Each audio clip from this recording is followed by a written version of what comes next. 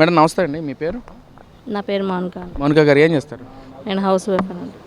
ఏంటమ్మా మరి ఈ రోజున ఏదైతే మెగా డిఎస్సికి సంబంధించి అవకతవకలు జరినాయని చెప్పి మాట్లాడుతున్నారు వైసీపీ నాయకులు. ఒక్కొక్క పోస్టును కూడా లక్షల రూపాయలు నమ్ముకున్నారని చెప్పి మాట్లాడుతున్నారు. అదే అంశాన ఈ రోజున అసెంబ్లీ సమావేశాల్లో కూడా మాట్లాడుతూ లోకేష్ గారు సవాల్ చేసిన పరిస్థితి. మీకు దమ్ముంటే వచ్చి నాతో డెబిట్కి కానీ లేదా ప్లేస్ మీరు చెప్పినా నన్ను చెప్పమన్నా టైం చెప్పినా నేను వస్తాను, అక్కడికి వస్తాను, లేదా మీరు రమ్మంటే ఇచ్చేస్తానని చెప్పి లోకేష్ గారు సవాల్ చేసిన పరిస్థితి. దానికి పేరు నాని కానీ వీళ్ళంతా మాట్లాడుతూ అసలు నీది లోకేష్ అనే వ్యక్తి జగన్మోహన్ స్థాయి కాదు, నువ్వు జగన్మోహన్ రెడ్డికి ఎలా సవాల్ చేస్తావు, నీ స్థాయికి మేము సరిపోతామని చెప్పి పేరు నాని మాట్లాడుతున్నాడు. ఏంటంటే అలా అంశాన్ని ఎలా చూడొచ్చు అంటారు? ఇవాళ చూసుకుంటాను గతంలో కన్నా ఇప్పుడు చూసుకుంటే లోకేష్ గారు మరి పనితీరులో కానీ విద్యాశాఖలో కానీ మరి గంజాయి అరకట్టడంలో కానీ ప్రతి విషయంలో ముందడుగులు ఉన్నాడు.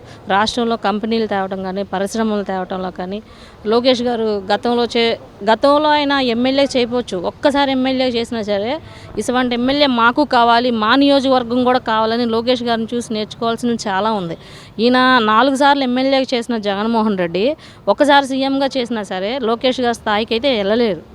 అట్లా చెప్పకుండా పోతే లోకేష్ గారి స్థాయి కాదని అంబటరాంబాబు అన్న ఇంకెవడన్నా అన్నా సరే ఒకసారి లోకేష్ గారు పనితీరు చూడమని. వీళ్ళు గతంలో ఎమ్మెల్యే చేసిన వాళ్ళ నియోజకవర్గం ఎట్టగుంది, వాళ్ళ మంగళగిరి నియోజకవర్గం ఎట్టగుంది. ఆయన ఓడిపోయిన స్థానం నుంచి మంచి మెజార్టీతో గెలిచి ఇదిరా అనేది తెలుగువారికి చెప్పినట్టు చేసి మళ్ళీ ప్రజల్లోకి వెళ్తా ప్రతినిత్యం ప్రజలకు ఏం కావాలి, ప్రజలకు ఇంకేం చేస్తే బాగుంటుంది, మహిళలకు ఇంకేం చేస్తే బాగుంటుందని లోకేష్ గారు ప్రతి నిత్యం కూడా కష్టపడి పనిచేస్తుంటే ఆయన్ని సవాలు ఇస్తున్నాడు కదా, వీళ్ళు వచ్చి సమాధానం చెప్పమను. ఆయనకి సిద్ధశుద్ధే లేదు. ముందల ప్రజల పట్ల గౌరవం ఎలా ఉంటుంది లోకేష్ గారి విషయంలో తీసుకుంటే జగన్మోహన్ రెడ్డి గారికి ఎలా ఉంటుంది అంటే ఇంకా వాళ్ళు మాట్లాడుతున్నారు ఈ డిఎస్సి అనే అంశం వాళ్ళు దోచుకోవడానికి మెగా డిఎస్సి పెట్టారు, కానీ నిరుద్యోగత పట్ల చిత్తశుద్ధి లేదు అసలు వాళ్ళకని చెప్పి మాట్లాడుతున్నారని. ఏంటండి దాచుకోవాలి అనేది కాన్సెప్ట్ వైసీపీ గవర్నమెంట్లో జరిగినాయి. అవన్నీ టీడీపీ గవర్నమెంట్లో అసలు ఎక్కడైనా జరిగినా సరే నారా చంద్రబాబు నాయుడు గారు దాన్ని అసలుకి తీవ్రంగా ఖండిస్తారు. అసలు పనులు చేసిన వాళ్ళు కూడా కనీసం అసెంబ్లీ దాకా కూడా రానివ్వరు ఆయన. ఇంకా మరి జోగి రమేష్ అంశాన్ని తీసుకుంటే ఈ రోజున వాళ్ళ ఫ్యామిలీలో జరుగుతున్న ఇది మొత్తం ఎలా చూడొచ్చు అంటారు? ఫస్ట్ ఆ విషయంలో తీసుకుంటే జోగి రమేష్ గారిదే తప్పండి. ఏ రకంగా చూసుకున్న ఒక ఆడపిల్ల జీవితాన్ని సర్వనాశనం చేసి ఆడపిల్లని రోడ్డుకి లాగి అసలు వాళ్ళకి మనుషుల పట్ల గౌరవం ఉండదు, ఆడవాళ్ళ పట్ల విలువ ఉండదు. ముందర వాళ్ళ నాయకుడికి ఉంటే వీళ్ళకి వస్తుంది. ఆడపిల్ల అంత క్లియర్గా వీడియోలతో సహా ఆడియోలతో సహా అన్నీ రిలీజ్ చేసి పూజ చేసుకుంటే తప్పే ఉందండి. పూజ చేసుకుంటే దానికి శవాల దగ్గర వచ్చే స్మెల్ వస్తుందన్నాడు. కొన్ని కోట్ల మంది వాళ్ళ రోజున ప్రతి నిత్యం దీపారాధన చేసుకుంటాను, కానీ అగరవత్తులు వెలిగించుకొని దేవుడి పట్ల ఎంత గౌరవంగా ఉండే దాన్ని బట్టి అట్లా మాట్లాడతాము, వాళ్ళ ఆవిడ అట్లా మాట్లాడతాము. తిరిగి మళ్ళీ పెళ్ళయ్యి నిండా కొన్ని రోజులు కూడా కాకముందే ఒక ఆడపిల్ల జీవితం సర్వనాశనం చేశారు. ఇంకా వాళ్ళ గురించి మాట్లాడుకుంటాం కూడా వేస్ట్. ఇంకా అంటే ఎలా చూడొచ్చు ఇక్కడ ఒక గతంలో వైసీపీ నాయకులు జగన్మోహన్ రెడ్డి గారు కానీ మిగతా నాయకులంతా మేము మహిళా పక్షపాతి, మహిళల కోసం ఎంత దూరమైన వెళ్తామని చెప్పి మాట్లాడుతున్నారు. మరి ఈ రోజున జోగి రమేష్ ఫ్యామిలీలో తన కోడలికి జరిగిన అన్యాయం గురించి మరి ఎందుకనండి వైసీపీ నాయకులు ఎవరో మాట్లాడలేదు? ఎందుకని వైసీపీ నాయకులు ఫస్ట్ నుంచి కూడా వాళ్ళ తప్పును కప్పిపెచ్చుకుంటాకే చేస్తారు. అక్కడ నుంచి చూసుకుంటే షర్మిలకి ఎంతో కష్టపడి పాదయాత్ర చేసి జనాల్లోకి వెళ్ళి జగన్మోహన్ రెడ్డిని సీఎం సీట్లో కూర్చోబెడితే సొంత చెల్లినే ఇంట్లోంచి వెళ్ళగొట్టాడు. జోగి రమేష్ అదే బడిలో వెళ్ళి ఇప్పుడు సొంత కోడలకి ఒక కూతురు స్థానంలో ఉన్న బిడ్డకి తనకి ఒక కూతురుండి ఇలాగే చేస్తే ఊరుకుంటాడు జోగి రమేష్? ఊరుకోడు కదా. అట్లాగా కోడలకు అన్యాయం చేసి ఆ అమ్మాయి జీవితాన్ని సర్వనాశనం చేశారు. వాళ్ళు ఎవ్వరూ మాట్లాడరు. రోజా మాట్లాడరు, విడుదల రజనీ మాట్లాడదు, ఇంకా అలా నాయకులు చాలామంది ఉన్నారు. అది ఇంకొకరి గురించి ప్రచారం చేయమంటే అసత్యాలు ఎన్నో చేసుకుంటూ పోతారు. అవి ఇంకా ఆ మాటలు మనం మాట్లాడలేము, మనం చెప్పలేము కూడా అనమాట.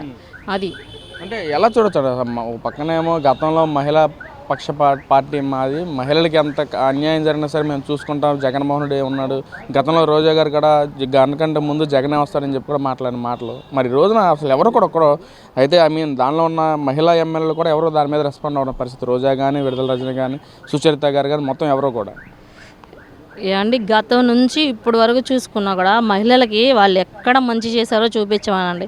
మహిళలకి ఇది చేసాం మేము, మహిళా పక్షపాతి అని జగన్మోహన్ రెడ్డి అంటానికి, రోజా వాళ్ళు అంటానికి, మహిళలకి ఆ సొంత తన ఇంటి దగ్గర ఒక ఆడపిల్లని రేప్ చేసి చంపేస్తేనే ఆ రోజు రాని ఈ మహిళా ప్రెసిడెంట్లు వీళ్ళందరూ ఈ రోజు వస్తారు. జగన్మోహన్ రెడ్డి ఆ రోజు ఏమేడు, ఇవాళ రోజున ఎవడో గంజాయి కేసులో చచ్చిపోయినోడికి, గంజాయికి ఇచ్చలవిడితనానికి వాడికి సపోర్ట్ చేసి వాళ్ళని హైలైట్ చేసి ఒక ఆల్రెడీ 25 కేసులు వాడి మీద నమోదయ్యి ఉన్న వాడికి కూడా సపోర్ట్ చేసి మాట్లాడిన జగన్మోహన్ రెడ్డి ఇంకా రాష్ట్రంలో అల్లలను సృష్టించి జనాల్ని ఇంకా తప్పుడు దారిలో నడిపించడానికి చూస్తున్నాడు, కానీ ఆయన మంచి దారిలో వెళ్ళడానికి అయితే చూస్తలేదు. ఏంటండి ఇప్పుడు కూటమి ప్రభుత్వంలో తీవ్ర వ్యతిరేకత వచ్చింది ప్రజల్లో, అందుకే జగన్మోహన్ రెడ్డి ఎక్కడ బయటకు వచ్చినా సరే తండోపతండాలుగా జనం కూడా వస్తున్నారు. జగన్ అనేది ఒక పేరు కాదు, అదొక బ్రాండ్, జనంతో పైన వేసుకున్న బంధం అని చెప్పి మాట్లాడుతున్నారు. మరి అవునండి, బ్రాండే. ఎట్లా బ్రాండ్ అంటే గంజాయి తాగే వాళ్ళకి బ్రాండ్, అర్థమైంది, ఆడపిల్లల మీద రేప్ చేసే వాళ్ళకి బ్రాండ్, మద్యం నాకు కల్తీ మద్యంలో బ్రాండ్, తిరుపతి కల్తీ లడ్డులో బ్రాండ్, ఇంకా చూసుకుంటూ పోతే ఇంకా మహిళల మీద చేసే సొంత చెల్లెల మీద అతత్యాలు చేసే దాంట్లో బ్రాండ్, ఇవన్నీ చాలా ఉంటాయి చెప్పుకుంటూ పోతే. ఇవన్నిటికి బ్రాండ్ అంబాసిడర్ ఎవరంటే జగన్మోహన్ రెడ్డి, వాళ్ళ నాయకులు, ఎమ్మెల్యేలు, మంత్రులు అనమాట. మళ్ళీ ఎలక్షన్లో మళ్ళీ పోటీ చేసినా మళ్ళీ ఒకళ్ళు వచ్చినా కూడా ప్రజలు ఎలా సమాధానం చెప్పాలో, ఎలా గుణపాఠం చెప్పాలో కూడా చెప్తారు. మళ్ళీ పార్టీలు కాదు 30 పార్టీలు కలిసినా వైసీపీ విజయాన్ని ఎవరు ఆపలేరు, ఆపే శక్తి అసలు ఎవరికి లేదని చెప్పి మాట్లాడుతున్నారు. మరి 3 పార్టీలు కలిసినా 30 పార్టీలు కలిసినా ప్రజలు ప్రతి ఒక్కరు తెలియకల వాళ్ళే, అందరూ విద్యావంతులే, అందరూ చదువుకున్న వాళ్ళే. ఎవరంత సీఎం సీట్లో కూర్చోబెట్టడానికి ఎవరంత అంగీకారం చేసి ఎవరు లేరు.